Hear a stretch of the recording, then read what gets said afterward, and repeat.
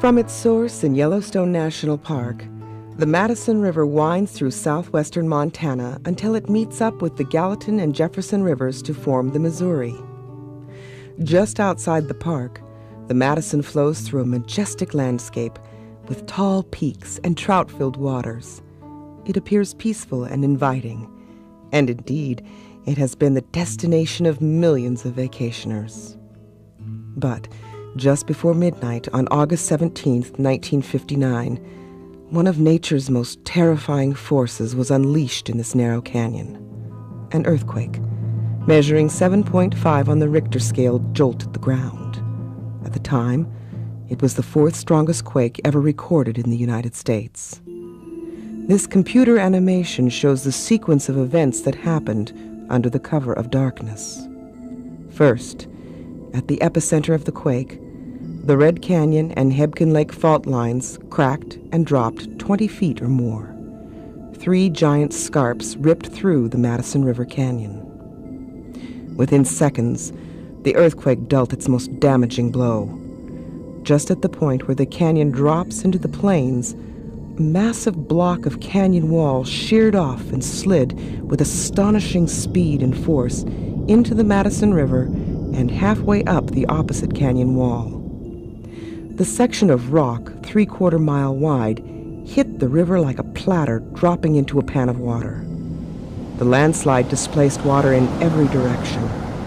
Instantly, the slide dammed the river, and water began to build up behind the slide, forming Earthquake Lake. At the same time this was happening, upstream another disaster was in the making. Hebgen Lake, created in 1915 when the Hebgen Dam was built, was sloshing over its banks like water in a pail. When the north side of the lake dropped some 20 feet, huge waves called seiches were formed. They overtopped the dam, washing into the river downstream. The first panicked reports from the canyon included the dreadful news that the Hebgen Dam had failed. If true, a massive wall of water would have blown out the slide downriver and wreaked havoc on the downstream communities. Fortunately, these reports were false. All of this destruction happened in seconds, and the scars still remain over 40 years later. Seemingly insignificant in the face of this force of nature were the lives of the 300 people camped in the canyon.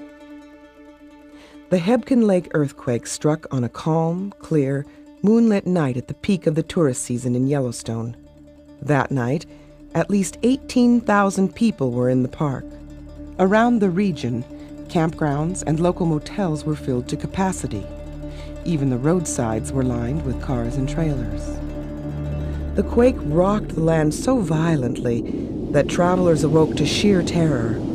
Many woke to hear the roar of the rock slide, the crashing of the huge waves, and the rumbling of car-sized boulders tumbling off the canyon walls. Along Hebgen Lake, shoreline cabins, lodges, and travel trailers were inundated with water. Above the Madison River, boulders broke free and came crashing through the darkness, flattening tents and automobiles. In Yellowstone Park, the quake caused rock slides, streams moved out of their beds, and hot springs changed temperatures. Some 200 geysers simultaneously began spewing hot water and mud. Clepsydra Geyser went frantically wild and has erupted continuously since the quake. With so many people in the narrow Madison River Canyon, the quake was destined to take away life. Rock Creek Campground, filled to capacity with 50 campers, was partially buried. Survivors said the noise from the slide was deafening. The slab of mountain slid at 100 miles per hour, displacing the air in the narrow canyon. This created hurricane-force winds that tossed cars like matchboxes and ripped clothes off people who had no idea what hit them. As Earthquake Lake quickly began to fill, frightened campers had to flee for their lives. But the highway they had driven in on was now cracked into pieces. While the ground shuddered with aftershocks, about 250 survivors were forced to scramble uphill away from the rising water. Those who were able to flee were the lucky ones. 28 people never made it out alive. 19 bodies were never found and probably lie under the slide. 5 people drowned west of the slide area. 2 people died at the Bozeman Hospital from injuries, and 2 were crushed by a boulder at Cliff Lake Campground. How is it that this tranquil place was instantly thrown into chaos? What force could cause so much destruction in just a few seconds? How soon could it happen again? Although no one predicted the Hebgen Lake earthquake, geologists had known for years that tremors frequented this region. The Madison Range in general, and the Hebgen Lake area in particular, have all the factors necessary for regular earthquakes. The region is laced with faults which are breaks in folded rocks. It is along these breaks that movement can occur. Layered rock that accumulated over millions of years has been uplifted and folded. Along the folds, thrust faults developed where the rock layers have broken. In between the faults are portions of earth called fault blocks. The faults involved in the Hebgen Lake earthquake are the Hebgen Fault, the Red Canyon Fault, and the Madison Range Fault. The corresponding blocks are the 125-square-mile Hebgen Lake Block, the Red Canyon Block, and the Missouri Flats Block. When the earthquake occurred, all 3 blocks dropped within seconds of one another.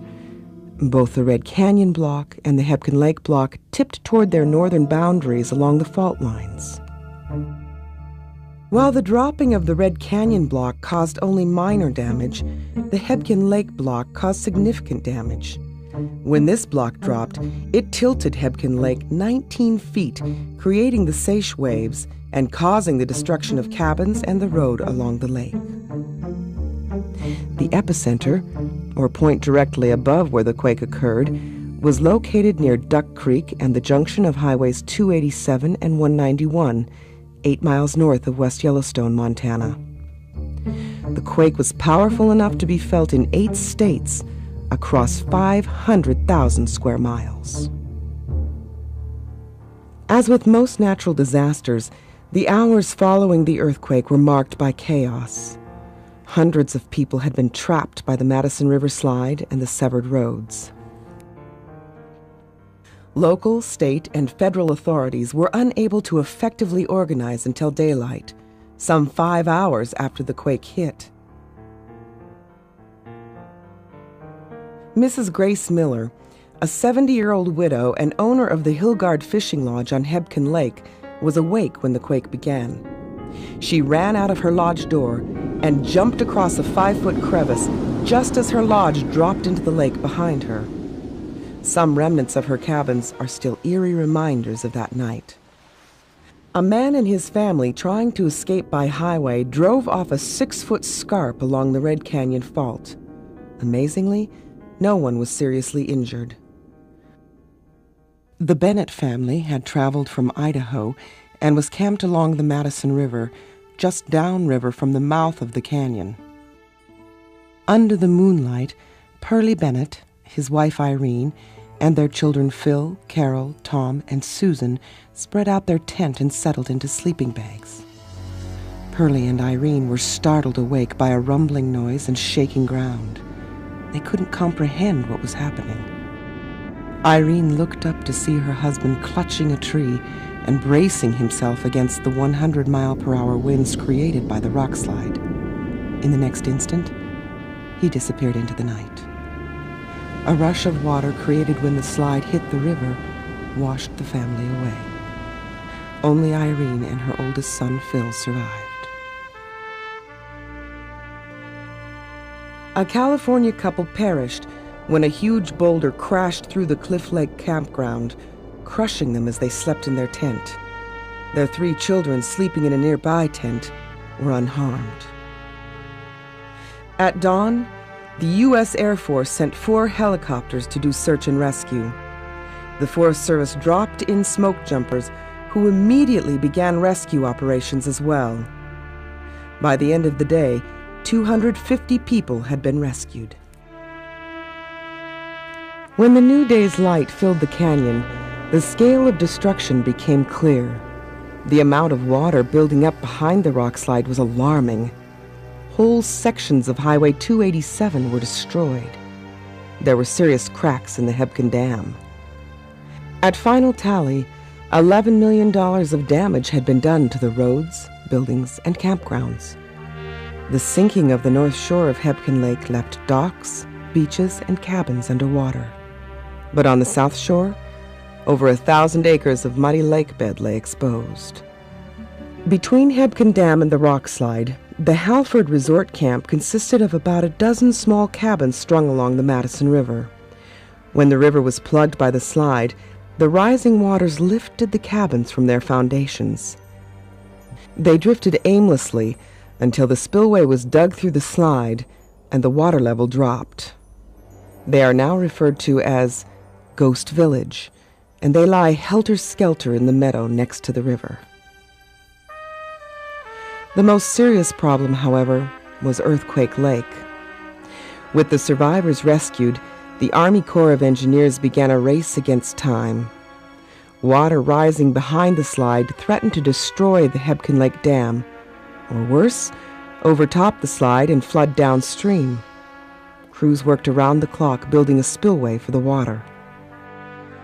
On October 17th, the new spillway carried the water from Earthquake Lake downstream. The spillway kept the level of the lake at about 120 feet. Engineers predict that over time, as water erodes the spillway, Earthquake Lake will drain and the river will again run through the canyon. The bulk of the area hit by the quake is federal land, administered by the Forest Service. In 1960, a year after the quake, the Forest Service created the 38,000-acre Madison River Canyon earthquake area. The visitor center marks the site of the Madison River slide. More than 75,000 visitors come here every year. The visitor center and the surrounding land provide travelers with a perspective on how the landscape and the people were suddenly changed on August 17, 1959. The Memorial Boulder, a remnant of the dolomite buttress that once anchored the canyon wall on the opposite side, is marked with a bronze plaque listing the names of the 28 victims. Their stories remained etched in time forever.